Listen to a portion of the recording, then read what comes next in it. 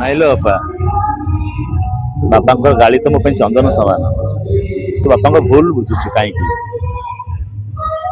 ବାପା ଆଜି ମତେ ହଷ୍ଟେଲରେ ଛାଡ଼ିଲେ ବୋଲି ମୁଁ ସତୀଜା ପାଇଁ ଜୀବନ ସାଥୀଟିଏ ପାଇଲି। ଘରେ ଥିଲେ କଣ ସତୀଜାକୁ ପାଇପାରିଥାନ୍ତି? କାରଣ ସେ ଆମ ବାପା। ଜାଣିଛ ବାପା, ବାପା ମାନଙ୍କର ପିଲାମାନଙ୍କ ଉପରେ ରାଗିବାର ଅଧିକାର ଅଛି, କିନ୍ତୁ ପିଲାମାନଙ୍କର ବାପା ମାନଙ୍କ ଉପରେ ରାଗିବାର ଅଧିକାର ଈଶ୍ୱର ଦେଇନାହାନ୍ତି। ମୋ ବାପା ମୋ ଜୀବନ। ସଂଗ୍ରାମଟା ଟିକେ ମାର୍ଜିତ ହବାକୁ ସମୟ ଲାଗିବ। ଲାଗିବ। ଆପଣଙ୍କର ସହଧର୍ମିଣୀ ନାୟିକା ଆଜ୍ଞା। ଆପଣଙ୍କ ତାଙ୍କର କେମିଷ୍ଟ୍ରି ନାଟକରେ ଅଛି ନା ନାଇଁ? ହଁ ଅଲଗା ହଁ, ଅଲଗା ପାର୍ଟରେ ଅଛନ୍ତି? ନାଇଁ ନାଇଁ, ସେ ମୋ ଏଗନେଷ୍ଟରେ କରୁଛି। ମୋ ହିରୋଇନ ହେଇଛି। ମୋ ନାଁ କୁନାଲ, ତା ନାଁ ସ୍ୱାତିଜା। ଆଚ୍ଛା। ଆଉ ମୁଁ ତାକୁ ଏମିତି ଘରକୁ ବାହା ହେଇକି ନେଇକି ପଳେଇ ଆସିଛି। ବାପା ସେଇଠି ଲାଗିଛନ୍ତି। ତାପରେ ଷ୍ଟୋରି ହେଇଛି, ବିଭିନ୍ନ ପ୍ରକାର କଥା ସବୁ ଘଟିଛି, ଘଟଣା। ଏଥିରେ କଣ ମେସେଜ ରହିବ, ମାନେ ସମାଜ ପାଇଁ କଣ? ସମସ୍ତ ମେସେଜ ରହିବ, ବାପ ଛୁଆଙ୍କର କର୍ତ୍ତବ୍ୟ। ଅବହେଳିତ ଛୁଆ କେମିତି ଆଜିକାଲି ଦୁନିଆ ନଷ୍ଟ ହଉଛନ୍ତି। ଦ୍ୱିତୀୟରେ ଖଳ ଚରିତ୍ର କେତେ ପ୍ରକାର ସେ ଅଭିନୟ କରିପାରନ୍ତି। ବିଭିନ୍ନ ପ୍ରକାର ଜିନିଷ ସବୁ ଅଛି ଏଥିରେ। ସବୁ ପ୍ରତ୍ୟେକଟି ଜିନିଷ, ପ୍ରତ୍ୟେକଟି ସିନ୍ ବଢିଆ ଲାଗିବ, ଭଲ ଲାଗିବ। ଭାଉଜ ଭାଇରାଲ 2 ରାତିରେ। ହଁ, ସିଏ ବି ଉଚ୍ଚକୋଟୀର ନାଟକ। ସେ ନାଟକ ସେଇଟା ହର ସାରଙ୍କୁ ପଚାରୁଥିଲି ସେ ବିଷୟ ନେଇ। ଆଜ୍ଞା ଆଜ୍ଞା। ସେ ନାଟକରେ କଣ ସେ ନାଟକରେ ବହୁତ ମେସେଜ ଅଛି। ସେ ନାଟକରେ ମୋର ମୁଖ୍ୟ ନାୟକ। ଭାଉଜ ସିଏ ଗୋଟେ ବଡ ଘରର ଝିଅ, ମୁଁ ଗାଉଁଲି ମଳିମୁଣ୍ଡିଆ ଲୋକଟିଏ, ଲୋକର ପୁଅଟିଏ। ମୁଁ ତାକୁ ବାହା ହେଇ ପଡିଛି। ସିଏ ମତେ ବାହା ହେବାକୁ ସିଏ କହିଛି, ମୁଁ ରାଜି ହେଇଯାଇଛି। ତାପରେ ମୁଁ ତାକୁ ଜଗୁଛି, ଏମିତି ତମେ ଭାଇରାଲ ହୁଅନି, ଇଏ ହୁଅନି। ସିଏ ପରିସ୍ଥିତିରେ ପଡିକି ଭାଇରାଲ ହେଇଯାଉଛନ୍ତି। ବହୁତ ଭଲ ଜିନିଷ ଅଛି, ମେସେଜ ଅଛି। ଏ ଯୋଉ ଯୁବ ପ୍ରଯୋଜକ ଅଛନ୍ତି ସୁନୀଲ ବାବୁ, ଆଜ୍ଞା।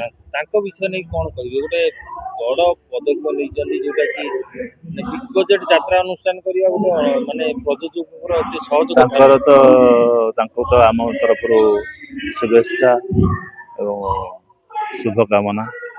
ବୟସରେ ସେ ଆମଠୁ ସାନ, ଫିର ବି ଛୋଟ ବୟସରେ ବଡ ପଦକ୍ଷେପ ନେଇଛନ୍ତି।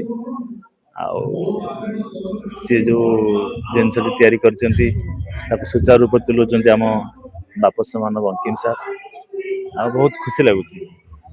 ଗୋଟେ ଖୁସି ଲାଗୁଛି, ଭଲ ମାଲିକ, ଭଲ ସୁଦକ୍ଷ ପରିଚାଳକ, ମ୍ୟାନେଜର ଆମେ ପାଇଛୁ, ମୁଁ ପାଇଛି। ମତେ ବହୁତ କାମ କରିବାକୁ ଭଲ ଲାଗୁଛି। ଯିଏ ବଙ୍କିମ ସାର୍, ଯିଏ ସେ ହୃଦୟ କଥା ବୁଝିପାରନ୍ତି। କଳାକାରର ହୃଦୟ, କଳାକାରଟା କଣ ଚାହୁଁଛି, ଆମକୁ ଭୋକ ହବା ପୂର୍ବରୁ ସେ ଖାଦ୍ୟ ଦେଇ ଦିଅନ୍ତି। ବହୁତ ଭଲ, ତାଙ୍କ ସାଙ୍ଗରେ ମୁଁ ଆଗରୁ ଚଳିଛି। ଆଉ ଏ ବର୍ଷ ବି ସୁଯୋଗ ମିଳିଛି ମତେ ଚଳିବାକୁ। ଏଇ ନା ଯୋଉ ଭାଉଜ ଭାଇରାଲରେ ଯୋଉ ଚରିତ୍ର ପାଇଛନ୍ତି, ତା ଦେହରେ ପ୍ରବେଶ କଲା ଲୋଭ, ୟାକୁ ଲୋଭ ଗ୍ରାସିଛି ବାପା। ଆଜିକାଲି ଯେମିତି ଭାଇରାଲ ଝିଅ ମାନେ ଜାଣି ଶୁଣି ବଦନାମ ହେଇ ଟଙ୍କା ରୋଜଗାର କରୁଛନ୍ତି, ଗାଡି କିଣୁଛନ୍ତି, ଘୋଡା କିଣୁଛନ୍ତି। ୟାର ସେମିତି ହବାକୁ ମନ ହଉଛି। ୟାକୁ ତ ଲୋଭ ଗ୍ରାସିଛି ବାବା। ବଡ ଲୋକର ଝିଅକୁ ବାହା ହେଇଥିଲି, ନିଜକୁ ଭାରି କପାଳିଆ ବୋଲି ଭାବୁଥିଲି। କିନ୍ତୁ ଆଜି ମୁଁ ଠିକ ଅନୁଭବ କରୁଛି, ତମେ କାହାର ପ୍ରକୃତରେ ସ୍ତ୍ରୀ ହେଇପାରିବନି, କାହାର ବୋହୂ ହେଇପାରିବନି, କାହାର ଝିଅ ହେଇପାରିବନି। ତମେ କେବଳ ଭାଇରାଲ ଭାଉଜ, ଭାଇରାଲ ଭାଉଜ।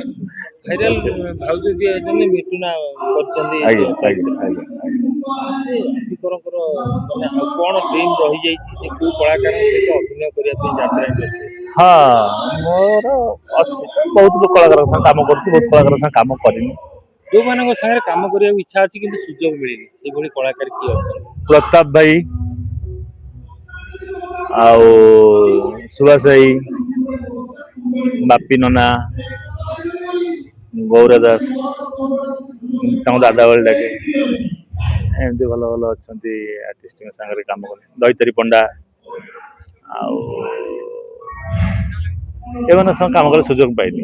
କୋଉ ହିରୋଇନ ସାଙ୍ଗରେ ଆପଣ କମ୍ଫର୍ଟ ଫିଲ୍ କରନ୍ତି ଅଭିନୟ କରିବା ପାଇଁ? ଭାବନା, ଭାବନା, କାବେରୀ, ଜୁଲି ପଣ୍ଡା, ଆଉ ସୋନାଲି ସାଙ୍ଗେ କରିଥିଲି ତୁଳସୀରେ ଥିଲାବେଳେ।